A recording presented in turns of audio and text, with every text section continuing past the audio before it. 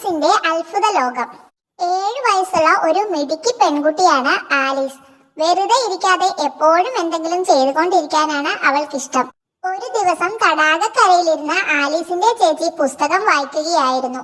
ചേച്ചിയുടെ അടുത്ത് വെറുതെ ഇരുന്ന് അവൾക്ക് മടുത്തു. ഒരു രസവുമില്ല, വാ ചേച്ചി നമുക്ക് കളിക്കാം.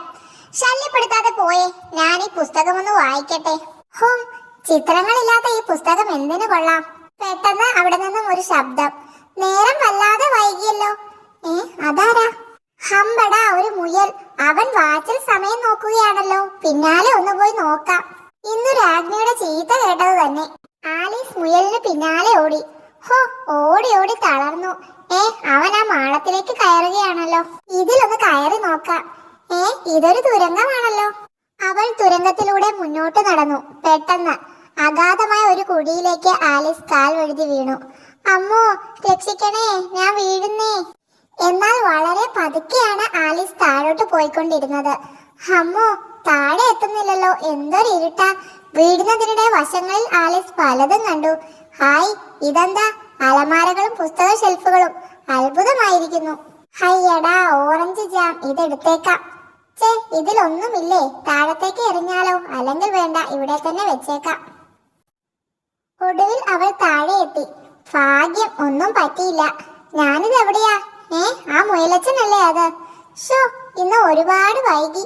ഹമ്പട മുയലച്ച, നിൽക്കട അവിടെ. വീണ്ടും അവരെ കാണാനായല്ലോ. അങ്ങനെ അവൾ നടന്ന് നടന്ന് ഒരു മുറിയിലെത്തി. ഇതെന്താ, ഈ മുറിക്ക് ചുറ്റും വാതിലുകളാണല്ലോ. അപ്പോഴാണ് ആലീസ് അത് കണ്ടത്. ഒരു സ്വർണ്ണ താക്കോൽ. ഇതുകൊണ്ടാവും ഈ വാതിലുകൾ തുറക്കേണ്ടത്. ഒന്നിനും ഇത് പാകമാവുന്നില്ലല്ലോ. അപ്പോഴാണ് അവിടെ അവൾ ഒരു കർട്ടൻ കണ്ടത്. ഈ കർട്ടന് പിന്നിൽ എന്താ? ഹമ്പട, ഒരു കുഞ്ഞു വാതിൽ. താക്കോൽ ഇതിന്റെ ആവും. ആലീസ് താക്കോൽ ഇട്ടപ്പോൾ ആ വാതിൽ തുറന്നു. അവൾ അതിലൂടെ മുന്നോട്ട് നീങ്ങി. ഹായ്, നല്ല രസികൻ ഒരു പൂന്തോട്ടം. പക്ഷെ ഈ ചെറിയ വാതിലിലൂടെ എങ്ങനെ അവിടെ പോകും? ഒന്ന് ചെറുതാകാൻ പറ്റിയെങ്കിൽ. ആലീസ് വീണ്ടും തിരിച്ചു വന്ന മുറിയിൽ ചുറ്റി നടന്നു. അതെന്താ ആ കുപ്പിയിൽ? ആഹാ, എന്നെ കുടിക്കൂ എന്ന് എഴുതിയും വെച്ചിട്ടുണ്ടല്ലോ. ഏതായാലും കുടിച്ചു നോക്കാം. ആലീസ് കുപ്പിയിലുള്ള മരുന്ന് കുടിച്ചതും അയ്യോ, ഞാൻ ചെറുതായോ? അവൾ പൂന്തോട്ടത്തിലേക്കുള്ള വാതിൽക്കൽ എത്തി. പക്ഷേ അമ്മോ, ഇത് വീണ്ടും അടഞ്ഞല്ലോ. ആ താക്കോൽ എവിടെ? നാശം, താക്കോൽ ഞാൻ ആ മേശപ്പുറത്ത് വെച്ചിരിക്കുകയാണല്ലോ. ഇനി ആ താക്കോൽ എങ്ങനെ എടുക്കും? ഒന്ന് വലുതായെങ്കിൽ. അപ്പോഴാണ് അവൾ ഒരു പെട്ടി കണ്ടത്. ഈ പെട്ടിയിൽ എന്താ? കുപ്പിയാണോ? തുറന്നു നോക്കാം. ഹാഹാ, കേക്കാണല്ലോ. എന്നെ തിന്നുവെന്ന് എഴുതിയും വെച്ചിട്ടുണ്ട്. തിന്നു നോക്കിയേക്കാം. ആലീസ് കേക്ക് തിന്നതും അയ്യടാ, ഞാൻ വലുതായേ. ഇത്ര പൊക്കം വേണ്ടായിരുന്നു. ഇനി ഞാൻ ആ വിടവിലൂടെ എങ്ങനെ കിടക്കും ഈ സമയം? ഇന്ന് വഴക്ക് കേട്ടത് തന്നെ. മുയലച്ചനല്ലേ അത്? നില്ലടാ അവിടെ. പക്ഷെ അവൾക്ക് മുയലച്ചന്റെ ഒപ്പം എത്താനായില്ല. പാവം, അവൻ കയ്യിലുള്ളതൊക്കെ താഴെയിട്ട് ഓടിപ്പോയി. അതൊരു കയ്യുറയും വിശറിയുമാണല്ലോ. വീശി നോക്കാം. ആലീസ് വിശറി കൊണ്ട് വീശിയതും ഹായ് ഹായ്, ഞാൻ വീണ്ടും ചെറുതായേ. നേരത്തെ താക്കോൽ എടുക്കാനാവാതെ ചെറിയ ആലീസ് കരഞ്ഞപ്പോൾ അവളുടെ കണ്ണുനീർ വീണ് അവിടെ ഒരു കണ്ണീർ തടാകം ഉണ്ടായിരുന്നു. പെട്ടെന്ന് ആലീസ് അതിലേക്ക് മൂക്ക് കുത്തി വീണു. അയ്യോ ആലീസേ, ഇങ്ങോട്ട് നീന്തി വാ, നമുക്ക് അക്കരെ എത്താം.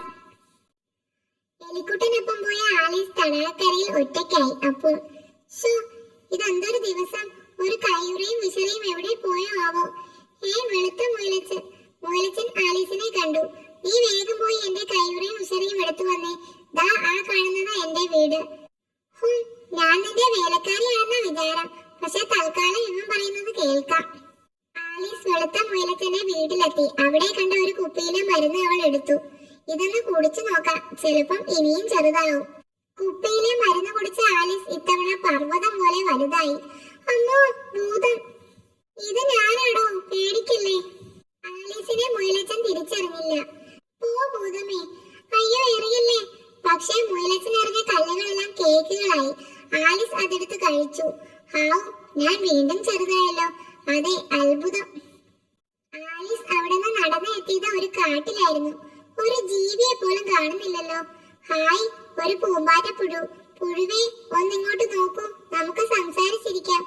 നീ ആരാ? ഞാൻ ആലീസ്. എനിക്ക് ഇഷ്ടം പോലെ വലുതാവാനും ചെറുതാവാനും ഒരു സൂത്രം കടിച്ചാൽ നീ വലുതാവും, മറുവശം കടിച്ചാൽ ചെറുതും. ആലീസ് കൂണിന്റെ ഒരു വശം കടിച്ചു. അയ്യോ അമ്മേ, ദേ ഒരു ഭീമൻ പാമ്പ്. ഹായ്, ഞാൻ വലുതായേ. അവൾ കൂണിന്റെ മറുവശം കടിച്ചതും ചെറുതായി.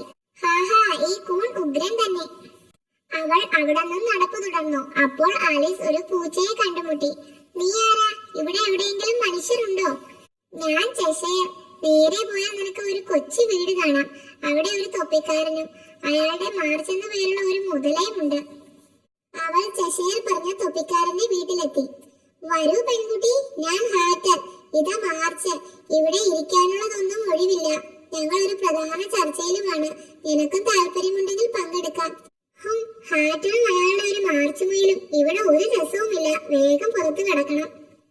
അവിടെ നിറങ്ങിയ അവൾ ഒരു മരച്ചുവട്ടിൽ വിശ്രമിക്കാനിരുന്നു. അപ്പോൾ ഇതെന്താ, ഒരു കൊത്താണല്ലോ. കൂൺ കടിച്ച ചെറുതായി നോക്കാം. കൂൺ കടിച്ച ആലീസ് ചെറുതായി. പൂത്തിലേക്ക് കടക്കാം. ഹേയ്, നിങ്ങൾ എന്തിനാ പൂക്കളിൽ പെയിന്റ് അടിക്കുന്നത്? അവൾ എത്തിയത് ഒരു പൂന്തോട്ടത്തിലാണ്. ഇവിടെ ചുവന്ന പനിനീർപ്പൂവേ പാടുള്ളൂ എന്ന രാജ്ഞിയുടെ ഉത്തരവ്. ഞങ്ങളെ പൂക്കളെ ചുവപ്പിക്കുകയാ. അയ്യോ, അതാ രാജ്ഞി വരുന്നു. ആ നാട്ടിലെ അണ്ടിൻ രാജാവും അണ്ടിൻ രാജ്ഞിയും അങ്ങോട്ടെത്തി. ആഹാ, ഇതെന്താ ചീട്ടുരാജ്ഞിയും രാജാവുമോ? സുസു മിണ്ടല്ലേ. അമ്പടാ വെള്ളമുയിലേ, നിന്നെ തേടി വന്നിട്ടാ ഞാനിവിടെ എത്തിയത്. രാജ്ഞി കേൾക്കണ്ട, മിണ്ടാതെ ഇരുന്നു. ഇതിനിടെ വെളുത്ത പൂക്കൾ കണ്ട് അണ്ടിൻ രാജ്ഞിക്ക് ദേഷ്യം വന്നു. ആരവിടെ? ഈ തോട്ടക്കാരുടെ എല്ലാം തല വെട്ടു. അപ്പോഴാണ് രാജ്ഞി ആലീസിനെ കണ്ടത്. നിനക്ക് പന്ത് കളിക്കാൻ അറിയാമെങ്കിൽ വന്നോളൂ. ഇതാ, ഈ പന്നിയാണ് പന്ത്. ഈ രാജസിംഹാസനമായി കൊണ്ട് വേണം പന്തടിക്കാൻ. ഈ ചീട്ടുപട്ടാൾക്കാണ് വല, മനസ്സിലായോ? പന്തുകൾ തുടങ്ങി. അമ്മോ, അവന്റെ തല വെട്ടി മാറ്റൂ. അയ്യോ, ഇതെന്തൊരു കളി, ഒരു നിയമവുമില്ല ഭ്രാന്തന്മാർ. പന്തുകളിക്കിടെ ആലീസ് പുതിയൊരാളെ പരിചയപ്പെട്ടു. ഗ്രിഫോൺ. കഴുകന്റെ ചിറകുകളും കൊക്കും സിംഹത്തിന്റെ ഉടലുമായിരുന്നു അവന്. ആലീസ്, വരൂ, നിനക്ക് കോമാളി കടലാമയെ പരിചയപ്പെടുത്തി തരാം. അവർ ഒരുമിച്ച് കോമാളി കടലാമയുടെ അടുത്തെത്തി. കടലാമ അവരെ ജീവിതകഥ പറഞ്ഞു. അതാണ് എന്റെ കഥ. ഓ, മടുത്തു, ഇനി മടങ്ങാം. ആലീസ് കടലാമയുടെ കഥ കേട്ട് തിരിച്ചു വരുമ്പോഴേക്കും രാജ്ഞി കുറെ പേരുടെ തലവെട്ടാൻ ഉത്തരവിട്ട് കഴിഞ്ഞിരുന്നു. ആരവിടെ? സാക്ഷ്യസ്ഥാനത്തിന് ഇവരെ കോടതിയിലേക്ക് കൊണ്ടുവരൂ. നീ നടക്ക. വിചാരണ കഴിഞ്ഞ പലരുടെയും തല വെട്ടിക്കൊണ്ടിരുന്നു. ഒടുവിൽ ആലീസിന്റെ ഊഴമായി. ഇവളുടെയും തല വെട്ട. എങ്ങനെ രക്ഷപ്പെടും? ഇത് തന്നെ സൂത്രം. ആലീസ് ഉടനെ കൂണിന്റെ ഒരു വശം കടിച്ചു. അമ്മോ, രാക്ഷസ പെൺകുട്ടി, ഓടിക്കോ, വേഗം പുറത്തു കിടക്കണം. പക്ഷെ ഇങ്ങനെ വലുതായാൽ എങ്ങനെ പറ്റും? അപ്പോഴേക്കും രാജ്ഞി. ആരെവിടെ? പൊക്കം കൂടി ഈ നിഷേധി പെണ്ണിനെ കൊത്തി നിർക്കൂ. ഉത്തരവ്. എന്നെ പേടിപ്പിക്കാൻ നോക്കണ്ട. നിങ്ങൾക്ക് എന്നെ ഒന്നും ചെയ്യാനാവില്ല. വെറും ചീട്ടുരാജ്ഞിയും ചീട്ടുരാജാവും.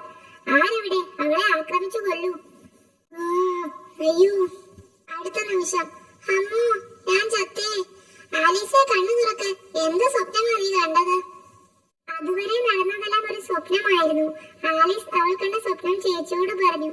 ആഹാ, നല്ല രസകൻ സ്വപ്നം. ആ മൂലച്ചനെയും രാജ്ഞിയും ഒക്കെ കാണാൻ കൊതിയാവുന്നു. ഇനി ഇവിടെ നിൽക്കണ്ട, നമുക്ക് വീട്ടിലേക്ക് പോവാം. സ്റ്റോറി ഇഷ്ടപ്പെട്ടാൽ സബ്സ്ക്രൈബും ലൈക്കും ഷെയറും ചെയ്യണേ. Okay, bye bye.